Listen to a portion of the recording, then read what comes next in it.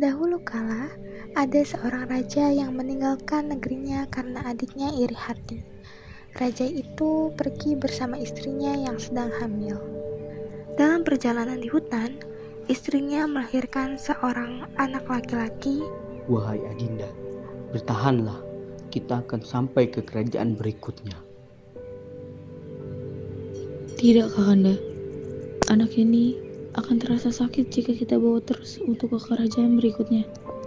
Baiklah, jika seperti itu, kita tinggalkan saja bayi ini di hutan ini. Semoga kelak Allah akan membawa anak ini kepada seseorang yang baik hati untuk membesarkannya. Selamat tinggal anakku. Maaf untuk semuanya. Namun, mereka terpaksa meninggalkan bayi itu dan melanjutkan perjalanan. Di negeri lain, raja tersebut menjadi pemimpin baru karena raja sebelumnya telah wafat. Negeri itu bernama Samanta Indra.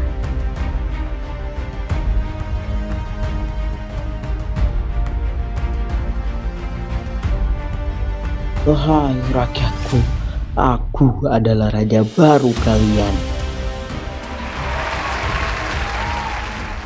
Sementara itu, bayi yang ditinggalkan ditemukan dan diasuh oleh seorang prajurit bernama Idris. Siapa yang sangat tega untuk membuang anak bayi tidak berdosa ini di hutan ya? Yang penuh bahaya. Jika aku biarkan, bayi ini tetap di hutan, ini akan sangat berbahaya. Baiklah, aku sudah putuskan, aku akan membawa anak bayi ini ke rumahku. Anak itu diberi nama Bahtiar. Beberapa waktu kemudian, Idris membawa Bahtiar ke istana. Raja sangat menyayangi Bahtiar karena ia cerdas dan pandai menyelesaikan masalah. Baktiar, saya pikir kamu akan menjadi orang penting di dalam istana. Kamu bisa menyelesaikan permasalahan di sana dengan sangat-sangat baik. Maka dari itu, bersediakah kamu untuk tinggal di istana?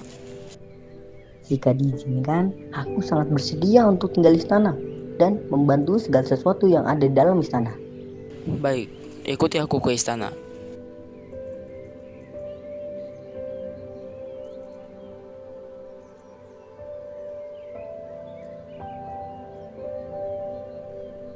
Hai Idris, lama tak bertemu. Bagaimana kabarmu? Baik-baik saja yang mulia. Bagaimana keadaan di kerajaan akhir-akhir ini? Tidak ada yang berubah. Masih seperti biasanya. Oh, ada Bahtiar juga ya. Halo, Yang Mulia. Raja, bisakah saya meminta sesuatu sebagai hadiah atas pengabdian saya selama ini? Apa itu? Jelaskan padaku, wahai Idris. Jadi begini yang mulia, Baktiar sudah beberapa kali menyelesaikan masalah besar yang ada di kerajaan. Jika yang mulia tidak keberatan, bisakah Baktiar tinggal di sana? Namun, seorang menteri bernama Takvim iri kepada Bahtiar dan memfitnahnya berselingkuh dengan permaisuri raja. Tidak akan kubiarkan Bahtiar tinggal di kerajaan, karena itu akan mengancam posisiku sebagai menteri. Akan kufitnah, wahai engkau Bahtiar. Baiklah, Bahtiar aku persilahkan tinggal di istana jika lebih banyak membantu pekerjaan kerajaan. Aku tidak setuju jika Bahtiar menetap di istana. Wahai yang mulia, aku melihat dia berselingkuh dengan permaisurimu. Tak kusangka, kau ternyata sangat buruk Bahtiar. Prajurit, tangkap dia lalu bunuh dia di depanku. Raja percaya fitnah itu, tetapi Bahtiar meminta kesempatan untuk menjelaskan melalui cerita-cerita. Cerita pertama, cerita si pemikat. Ada seorang pemikat yang memberi burung cantik kepada raja. Raja suka sekali hingga mengangkatnya menjadi menteri. Tapi ada menteri lain bernama Julus yang iri hati. Dia menghasut raja supaya memberi tugas sulit kepada si pemikat. Tugas itu adalah mencari burung serupa, kalau gagal akan dihukum mati. Si pemikat lalu meminta bantuan seorang syekh dan berhasil mendapatkan burung itu. Menteri Julus makin dengki. Ia menyuruh raja menugaskan si pemikat untuk melamar putri dari negara lain. Si pemikat lagi-lagi meminta bantuan seorang syekh yang menyuruhnya membuat kapal emas. Dengan kapal itu, si pemikat berhasil membawa sang putri ke raja. Raja kemudian meminta syarat lain, yaitu si putri hanya mau naik tangga istana jika ada 12 tangga emas, dan setiap kali menginjak satu tangga, seekor sapi harus dipotong.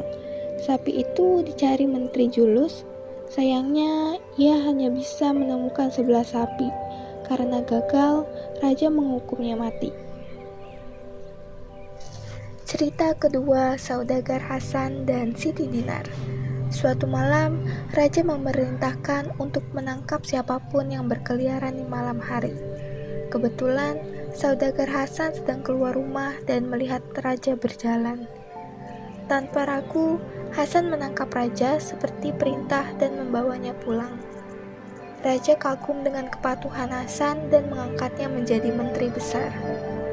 Namun, Menteri Fudul iri dan memfitnah istri Hasan, Siti Dinar, berselingkuh. Di negeri itu, hukum menyatakan istri yang berzina harus dihukum mati. Raja meminta bukti, dan dengan bantuan seseorang, ditemukan bahwa Siti Dinar tidak bersalah. Kain yang dipakai Siti Dinar membuktikan fitnah Fudul yang akhirnya dihukum oleh raja. Wahai Idris, kamulah yang mengetahui kebenaran tersebut. Sampaikan hal tersebut padaku. Baik, Yang Mulia. Saya menemukan Baktiar pada saat saya sedang berburu di hutan. Anak ini sangat menyedihkan sekali. Saat itu juga, saya berpikir untuk membawanya ke rumah. Ini kain yang waktu itu membalut tubuhnya. Prajurit, bebaskan anakku dan hukum para menteri yang khianat itu. Bahtiar dilepaskan dan menteri yang mengkhianat itu dipenjarakan sesuai kesalahannya. Bahtiar pun diangkat menjadi raja menggantikan ayahnya.